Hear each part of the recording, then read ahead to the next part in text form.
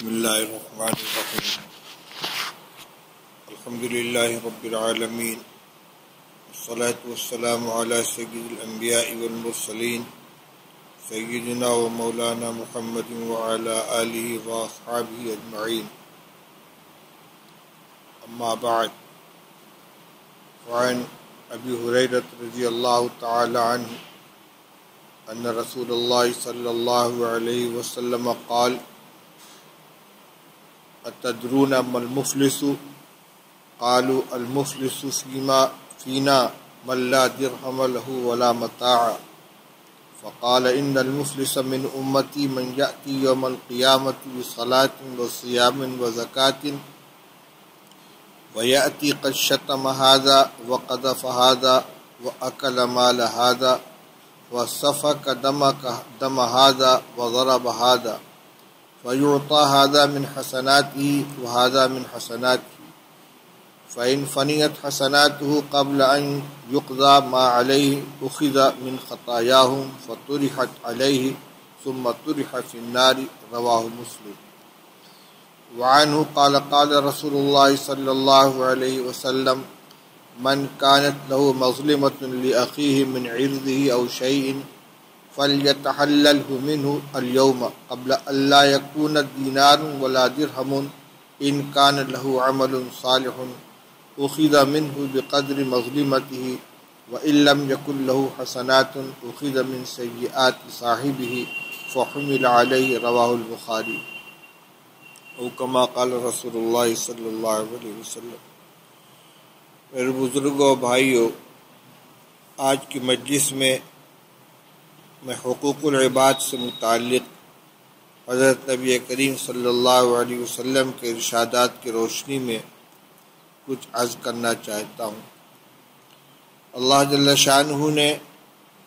ہمارے ذمے جو حقوق عائد فرمائے ہیں، کچھ کا تعلق اللہ جل شانہ کی ذات عالی سے ہے جن کو حقوق اللہ کہا جاتا ہے، اور کچھ کا تعلق بندوں سے ہے جن کو حقوق العباد کہا جاتا ہے. اللہ جل شانہ کے حقوق کے بارے میں عام طور پر کم سے کم دینی شعور رکھنے والوں میں احساس ہوتا ہے.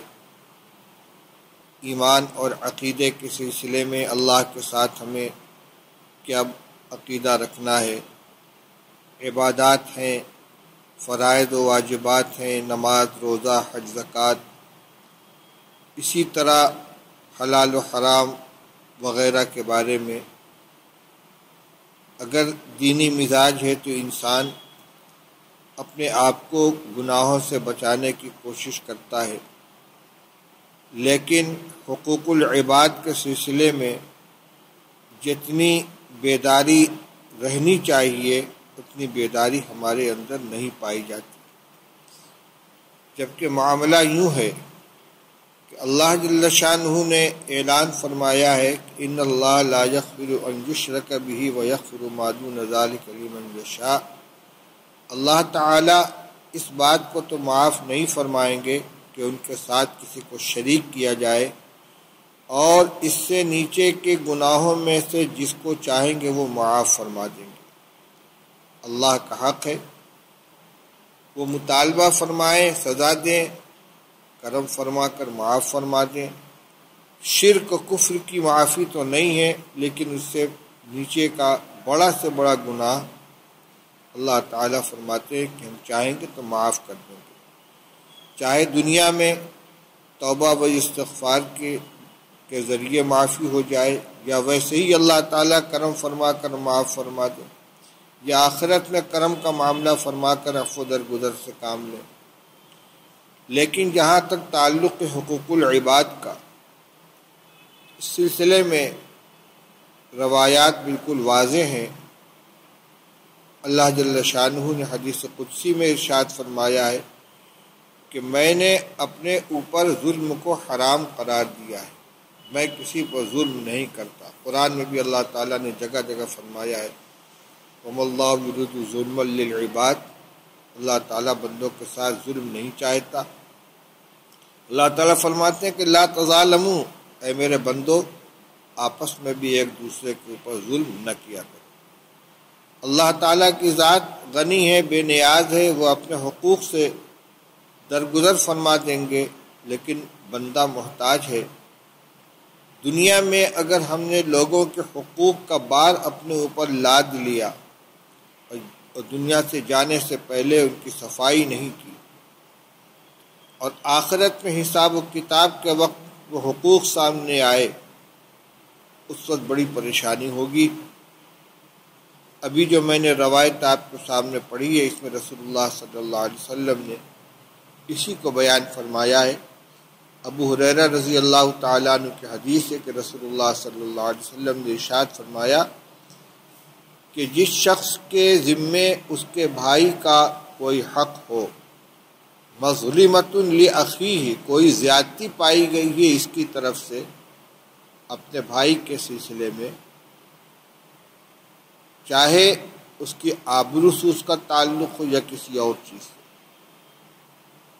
تہمت لگا دی، غیبت کر دی،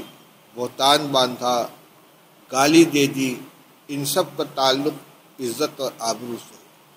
او شیئن، یا اور کوئی چیز ہو، مال دبا دیا، بے ایمانی کر لی، چوری کر لی، غصب کر لیا، حق کے واجب ادا نہیں کیا، یا جسمانی تکلیف پہنچائی، ان سب کی تفصیل اگلی روایت میں آ رہی ہے۔ فرمایا کہ جس کے اوپر اس کے بھائی کا کوئی حق ہو، فَلْيَتَحَلَّلْهُ مِنْهُ الْيَوْمِ، تو آج اس سے آزادی طلب کر لے، یعنی اس سے یوں کہے کہ بھائی مجھے اس کے مطالبے سے آزاد کر دو، معاف کر دو، آخرت کے اندر اس کا مجھ سے مطالبہ نہ ہو۔ اجعلنی فی حل منہ، ایک بندش ہوتی ہے، ایک آزادی ہوتی ہے۔ فلیتحللہ منہ کا مطلب یہی ہوا کہ جو اس حق کی پاداش میں یہ ماخوذ ہے، اس مواخذے سے اپنے کو آزاد کرا لے۔ اس کی شکل یہ ہے کہ یا تو اس حق کو ادا کر دے یا صاحب حق سے اس کو معاف کرا لے۔ فَلْيَتَحَلَّلْهُ مِنْهُ الْيَوْمِ، آج کا مطلب مرنے سے پہلے دنیا میں، قبل اللہ یکون دینار ولا درہم، اس سے پہلے کہ وہ دن آ جائے کہ جہاں نہ دینار ہوگا نہ درہم ہوگا، روپیہ پیسہ نہیں ہوگا۔ اب حق ادا کرنا ہے اور ادائیگی کے لیے درہم و دینار پاس میں نہیں ہے، تو ادائیگی کیسے ہوگی؟ ان کان لہ عمل صالح اخذ منہ بقدر مظلمتہ، اگر اس کے پاس کوئی نیک عمل ہوگا تو اس سے اس کی ظلم کے بقدر جتنی زیادتی کی تھی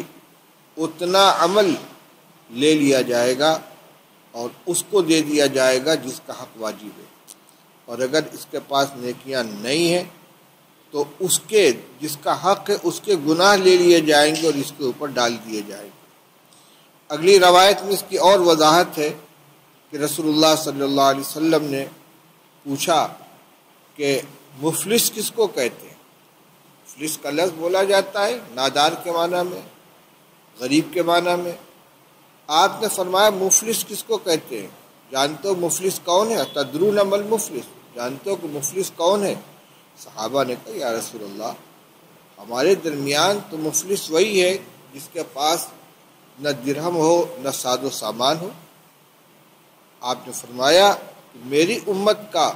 مفلس وہ شخص ہے کہ جو قیامت کے دن آئے گا نماز، روزہ، زکوٰۃ لے کر،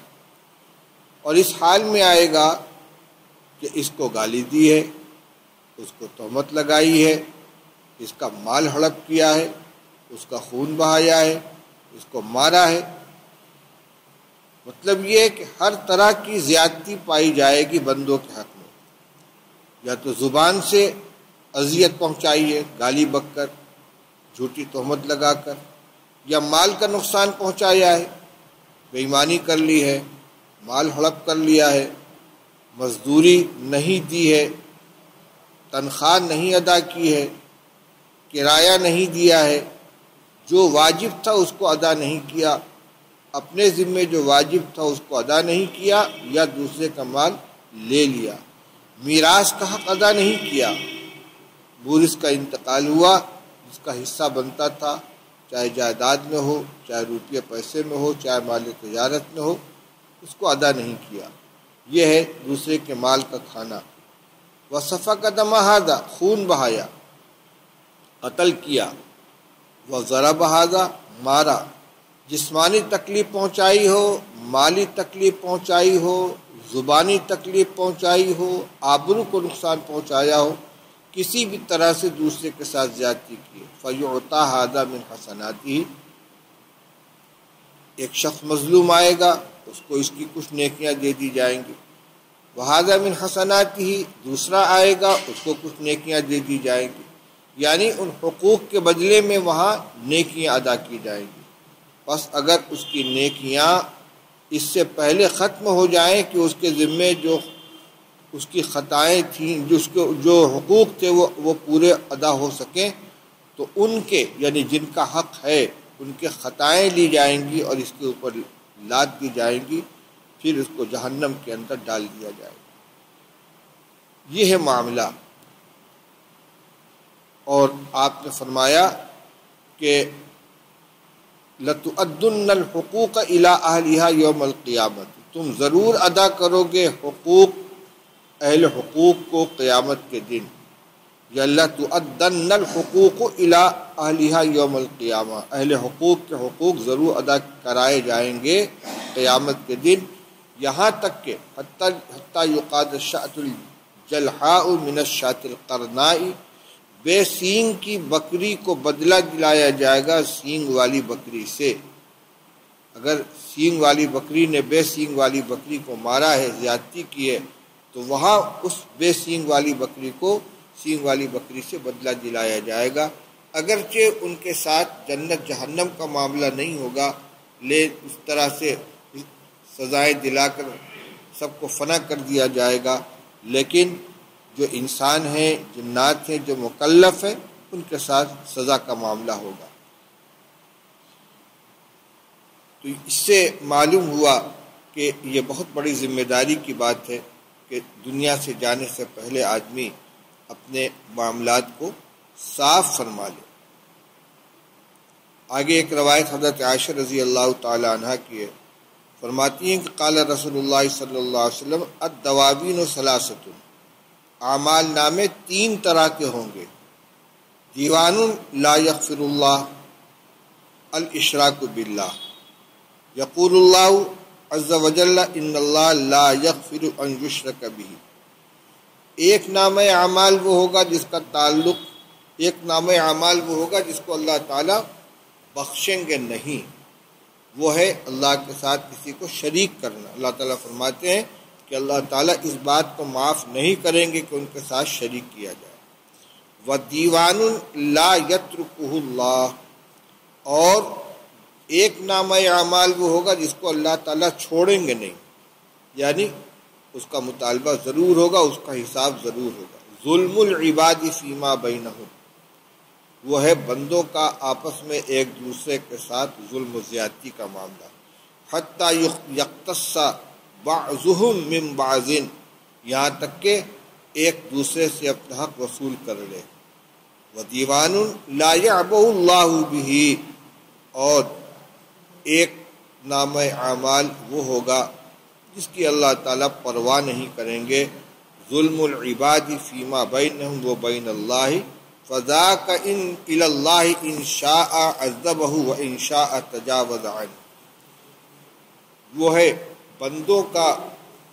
معاملہ اللہ تعالیٰ کے ساتھ، یعنی بندوں نے اللہ تعالیٰ کے احکام کی جو خلاف ورزی کی ہوگی، اس کے حقوق کو جو پامال کیا ہوگا، فرما اس کا معاملہ اللہ کے حوالے ہوگا۔ اللہ تعالیٰ چاہیں گے تو اس کو عذاب دیں گے، اور اگر چاہیں گے تو درگزر کر دیں گے، شرک کے علاوہ۔ معلوم ہوا کہ کسی انسان کے ساتھ اگر کسی طرح کی زیادتی ہو گئی ہے، جسمانی تکلیف پہنچائی ہے، زبانی تکلیف پہنچائی ہے، گالی دی ہے، الزام لگا دیا ہے، مال ہڑپ کر دیا، نقصان کر دیا ہے، تو یہ بہت بڑی ذمہ داری ہے کہ مرنے سے پہلے اس کا حساب و کتاب کر لے، کہیں ایسا نہ ہو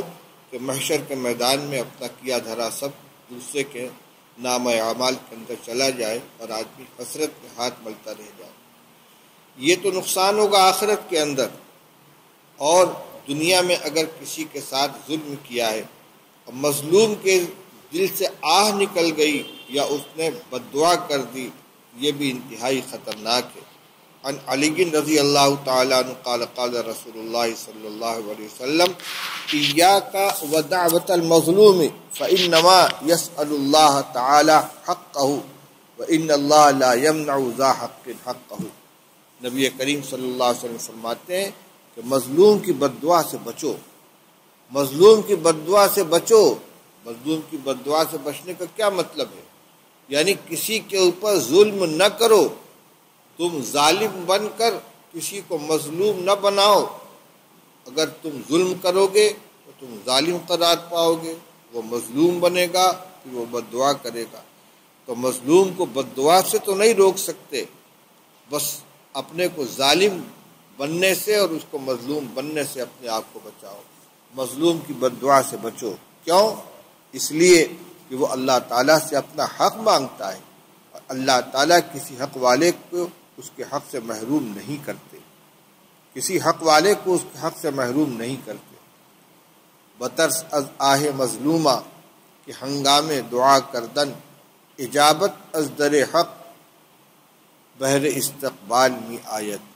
مظلوم کی بد دعا سے بچو، کیونکہ بترس از آہ مظلومہ کے ہنگام دعا کردن، مظلوم کی بد دعا سے ڈرو، کیونکہ جس وقت وہ دعا کرتا ہے تو قبولیت اللہ تعالیٰ کی طرف سے اس کا استقبال کرنے کے لیے آتی ہے۔ اسی طرح ایک معاملہ اور بہت نازک ہے، خود تو ظلم نہیں کرتا لیکن کسی ظالم کی مدد کرتا ہے، اس کی تائید کرتا ہے، جھوٹی گواہی دے دیتا ہے، ساتھ دیتا ہے اس کا، یہ بھی بہت ہی خطرناک چیز ہے۔ اس کے بارے میں تو جو وعید کے الفاظ ہیں رونگٹے کھڑے کر دینے والے ہیں۔ عن اوس بن شرحبیل انہ سمع رسول اللہ صلی اللہ علیہ وسلم یقول من مشى مع ظالم لیقویہ وهو یعلم انہ ظالم فقد خرج من الاسلام۔ رسول اللہ صلی اللہ علیہ وسلم فرماتے ہیں کہ جو شخص کسی ظالم کے ساتھ اس کے ظلم کی تقویت کے لیے چلا، اس کے ظلم میں اس کو قوت پہنچانے کے لیے، اس کا ساتھ دینے کے لیے کسی ظالم کے ساتھ چلا اور یہ جانتا ہے کہ وہ ظالم ہے، تو فرمایا کہ وہ اسلام سے نکل گیا۔ اگر اس کے ظاہری معنی کو لیں تو گویا وہ ایمان سے ہی نکل گیا، اگرچہ علماء یہ فرماتے ہیں کہ یہ کمال ایمان سے خارج ہو گیا، وہ کامل مومن نہیں ہو سکتا، لیکن بہرحال الفاظ بہت سخت ہیں۔ تو ظلم کرنا بھی منع اور کسی ظالم کا ساتھ دینا بھی، یہ بھی تباہ کن ہے۔ اسی سلسلے کی ایک بہت ہی اہم روایت، حضرت معاویہ رضی اللہ تعالی عنہ نے حضرت عائشہ رضی اللہ تعالی عنہا کے پاس خط بھیجا کہ آپ خط کے ذریعے مجھے کچھ نصیحت فرمائیے، اور کوئی لمبی نصیحت مت فرمائیے گا۔ ان معاویہ رضی اللہ عنہ انہ کتب الی عائشہ ان اکتبی الی کتابا توصینی فیہ ولا تکثری۔ حضرت معاویہ نے حضرت عائشہ کے پاس خط بھیجا رضی اللہ تعالی عنہما کہ میرے پاس کوئی تحریر بھیجیے جس میں آپ مجھے کچھ نصیحت فرما دیجیے اور زیادہ نصیحت مت کیجیے گا تاکہ عمل کرنا آسان ہو۔ حضرت عائشہ رضی اللہ تعالی عنہ نے بڑی مختصر اور بہت جامع نصیحت فرمائی ہے، اس میں ایک حدیث نقل کر دی، سلام سے آغاز کیا اور سلام پر اختتام کیا۔ فَكَتَبَتْ سَلَامٌ عَلَيْكَ السلام علیکم اما بعد فإني سمعت رسول اللہ صلی اللہ علیہ وسلم یقول من التمس رضا اللہ بسخط الناس کفاہ اللہ مؤنة الناس ومن التمس رضا الناس بسخط اللہ وکلہ اللہ الی الناس والسلام علیکم رواه الترمذی۔ فرماتی ہیں کہ میں نے رسول اللہ صلی اللہ علیہ وسلم کو یہ فرماتے ہوئے سنا ہے کہ جو شخص اللہ کی رضا کا متلاشی ہوتا ہے لوگوں کی ناراضگی کے ساتھ۔ لوگ ناراض ہو جائیں، خفا ہو جائیں، لیکن اللہ ناراض نہ ہو، وہ راضی رہے۔ جو شخص اس کی کوشش کرتا ہے تو کفاہ اللہ مؤنۃ الناس، اللہ تعالی لوگوں کے شر سے اس کو بچاتے ہیں۔ لوگ اس کا کوئی کچھ نہیں بگاڑ سکتے، جن سے وہ ڈر رہا تھا یا جن کے ڈر سے لوگ اللہ کو ناراض کر لیتے ہیں۔ جب اس بندے نے اللہ کی رضا کی خاطر لوگوں کی ناراضگی کی پرواہ نہیں کی تو اللہ تعالیٰ خود اس کی حفاظت فرماتے ہیں لوگوں کے شر سے۔ وَمَنِ الْتَمَسَ رِضَى النَّاسِ بِسَخَطِ اللَّهِ وَكَلَهُ اللَّهُ إِلَى النَّاسِ، اور جو شخص تلاش کرتا ہے لوگوں کی خوشنودی کو اللہ کی ناراضگی کے بدلے، اللہ تعالیٰ اس کو لوگوں کے حوالے کر دیتے ہیں۔ والسلام علیکم۔ روایت کو دیکھا جائے تو اس میں بہت سی چیزیں آ جاتی ہیں۔ ایک تو یہی جس کا بیان چل رہا ہے کہ کسی کو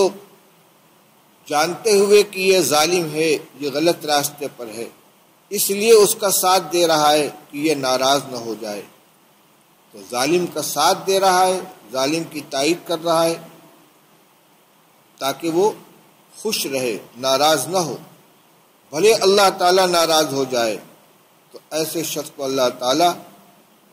بندوں کے حوالے کر دیتے، تو جانے تیرا کام جانے۔ اللہ کی حفاظت سے ساتھ اس کے ساتھ نہیں رہتی۔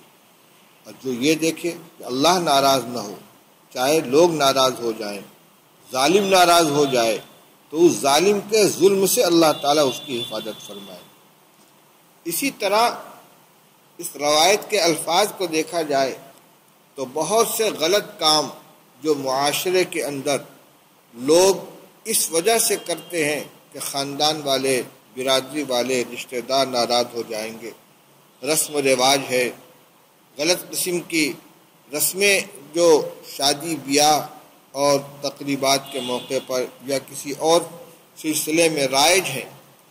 اور جانتا ہے کہ یہ غلط ہے لیکن اس لیے نہیں چھوڑتا کہ لوگ ناراض ہو جائیں گے، رشتہ دار ناراض ہو جائیں گے، دوست احباب خفا ہو جائیں گے۔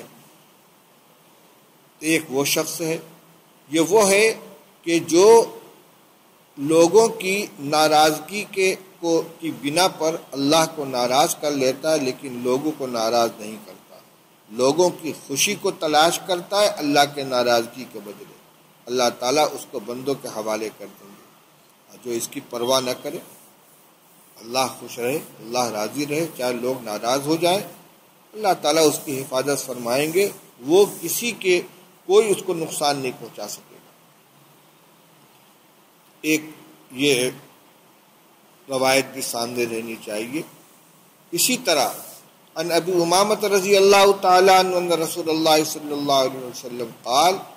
من شد الناس منزلۃ یوم القیامۃ عبد اذهب آخرته بدنیا غیرہ۔ رسول اللہ صلی اللہ علیہ وسلم نے ارشاد فرمایا کہ قیامت کے دن بدترین درجے والا وہ شخص ہوگا، بدترین درجے والوں میں وہ شخص ہوگا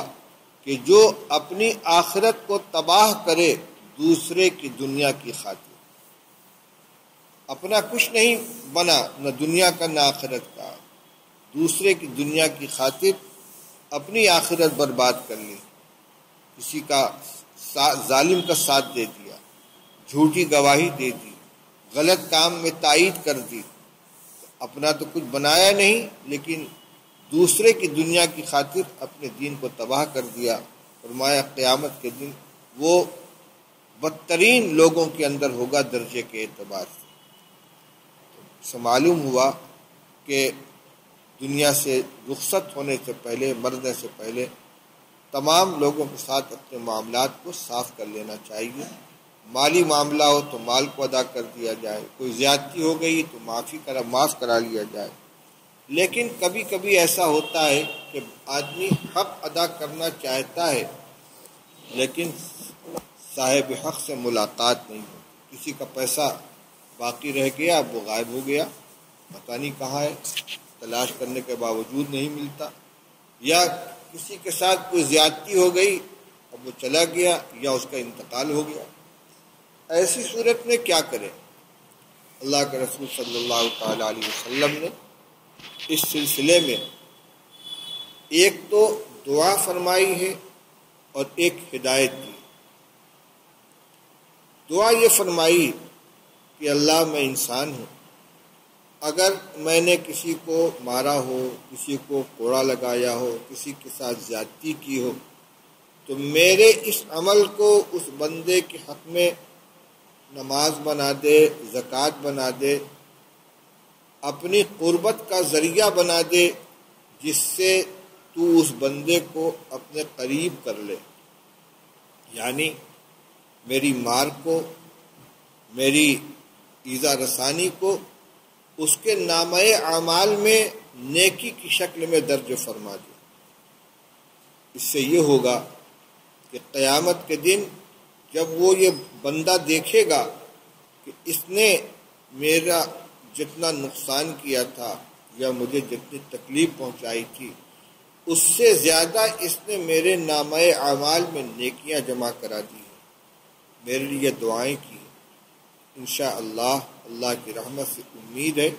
کہ وہ اپنے مطالبے سے باز آ جائے گا۔ اسی طرح رسول اللہ صلی اللہ علیہ وسلم نے یہ ہدایت دی ہے کہ جس شخص کے ساتھ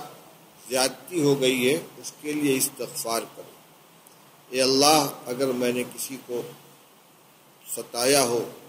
کسی کا میرے ذمے حق رہ گیا ہو، میں ادا نہ کر سکا ہوں، اے اللہ تو اس کی مغفرت فرما دے، تو اس سے راضی ہو جا، اس کو اعلیٰ مقام عطا فرما، اس کو اپنا قرب عطا فرما۔ اگر کچھ ہو سکے تو اس کے لیے صدقہ خیرات کرے، ایصال ثواب کرتا رہے۔ اس کا مقصد بھی یہی ہے کہ ہم کوشش کے باوجود اگر اس کا حق ادا نہیں کر سکتے تو قیامت کے دن ہماری ٹوٹی پھوٹی نیکیاں لے کر اس کو دے دی جائیں، اس سے پہلے ہم دنیا میں رہتے ہوئے دعاؤں کے ذریعے، اعمال کے ذریعے، صدقات خیرات کے ذریعے اس کے نامہ اعمال میں نیکیاں جمع کرانے کی کوشش کریں، تاکہ قیامت کے دن وہ راضی ہو جائے اور اپنے حق کا مطالبہ نہ کرے۔ ہمیں یہ بھی کرنا چاہیے، لیکن پہلا کام یہی ہے کہ جن حقوق کے بارے میں ہمیں معلوم ہو، اگر مالی حق ہے تو اس کو ادا کریں۔ خاص طور سے مزدوروں کی مزدوری، اجرت، صاحب حق کا کسی سے کوئی کام کرایا تو اس کا بدلہ، میراث کے اندر جو حصہ ہے ان کو ادا کرنا چاہیے، اپنے ذمے لے کر دنیا سے نہیں جانا چاہیے۔ اور اگر کسی کے ساتھ کوئی زبان کے ذریعے ایذا رسانی کا واقعہ پیش آ گیا ہو، جسمانی کوئی تکلیف پہنچا دی ہو، تو اس کو بھی اس کی معافی تلافی کر لیں، معاف کرا لیں اور اس کو بندے کو دنیا ہی کے اندر راضی کر لیں۔ حقوق العباد کی فکر رہنی چاہیے۔ اللہ تعالی ہم سب کو اس کی توفیق عطا فرمائے۔ وآخر دعوانا ان الحمد للہ رب العالمین۔